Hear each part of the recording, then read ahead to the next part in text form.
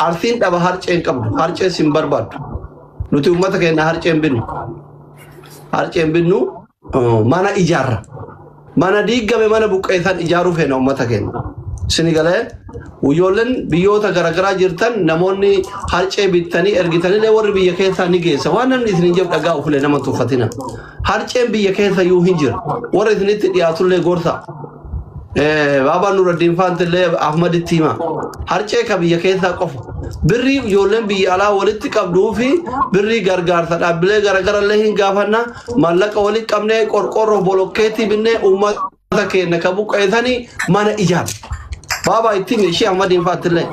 gargaara waan asjaalatti illee darbarta soo kanaafi nuti ka barbaannu ummata keenya bakka buqqeessanitti ila ummata kadhaa barsiisuu hin barbaannu kaayyoo kenna miti ummanni kun aarsaa jiru kafalee manni achitti ijaaramee fi qe'ee ufiitti irratti akkuma duritti abbaa qe'ee ta'ee jiraatuu qaba malee mandarra deemee kadhattuu ta'uu qabu never ever kaayyoo kenna miti yoo harcee fi zayitii binna jettan ila anumatu arsiidhami ganda kiyyaami gargaarsa kana keessa argama ani akka abbaa faati kiyya kadhattuu ta'uu hin barbaadu alfallige qe'ee keenya irratti abbaa ta'uu qabna deebifnee abboota keenya mana ijaaruu qabna warri kaayyoo harcee bituu qabdan yoo ammumanatti hima yoo kaayyoo harcee bituu qabaattan never ever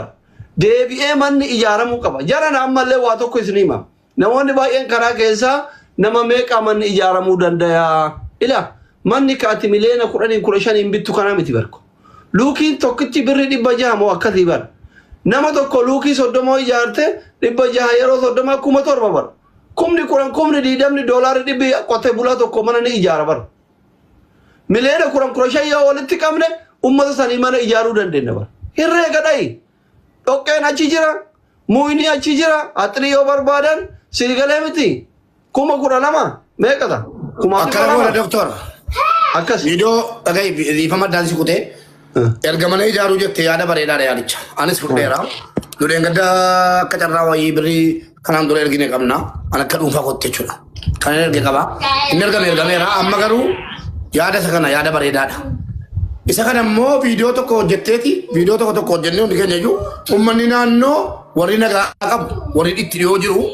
muka tokko yoo kenne dhageesse muka tokko yoo kenne nummoo bismaaraaf qorqorroo binne yoo jenne moor illaaffata sigale ummata kan ummata biyya keessaa illee hirmaachisu warri tasaabiidhaan harcee keessaa jirus yoo danda'ame gara mukaatti sigale muka ijaarsa manaa gara kanatti jijjiiree jabaatee atattamaan akka inni qubatu gochuutu bareedaadha yaada keetti dabalufanii xumurati yaada bareedaa qabatteetta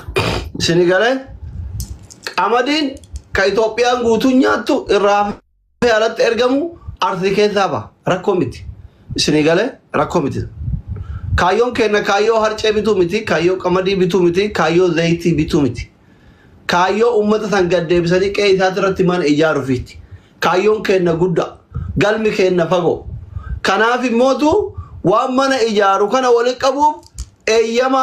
mootummaarraa fuudhamuu qaba akkaawuntiin eeyyamamuu qaba ka siyaasarraa bilisa ta'e qaamni siyaasarraa gama lamaa irraa bilisa ta'e eeyyama xalayaa godinarraa aanarraa oromiyaarraa majlisa Itoophiyaa irraa ka eeyyama qabu akkaawuntiin ka eeyyamsiifamee qophaa'ara gizee inni qophaa'ee waa hunda guuttate akkaawun isinitti hima namootuma isin filattan kanaan akkaawuntii qopheessarra namootuma isin duraan illee irratti gargaaraa turtanii jechuudha sinigalee warra akka ustaaz Raayyaa Soofiyaan ustaaz Ibsa sinigalee eeyyamni haarawatti baara hammasitti hundi keessanuyyuu bakka jirtanii qophaa'aa warri futuntanii ummata keenya bira dhaabbatanii illee umara rakkoon qabu dhaabbadha garuu kaayyoo keennan fallesina nuti kaayyoon keenya ummata kadhaa barsiisu miti kaayyoon keenya waan ta'eef waan san irratti akka waliigallutti dhiibbaa godha abbaan jarjareetiin haga futunne godhe illee umara rakkoon qabu gargaarsi bal'aan fuula dura jira umara akka rakkoon qabu isin dura illee dhaabbannu nuti sababaan barbaannu akka ibaluun dhogeettanii barbaannu kana itti fakkaatan abbaan haa gargaaru kaayyoon keenya bal'aan irra hedduun parsantiin guddaan namoonni humna qaban illee haasayaa jiranii gaddeebisanii uummata san ijaaruudha. Thank you so much. Galatoomaa ulfaadha. Maal hojjettan?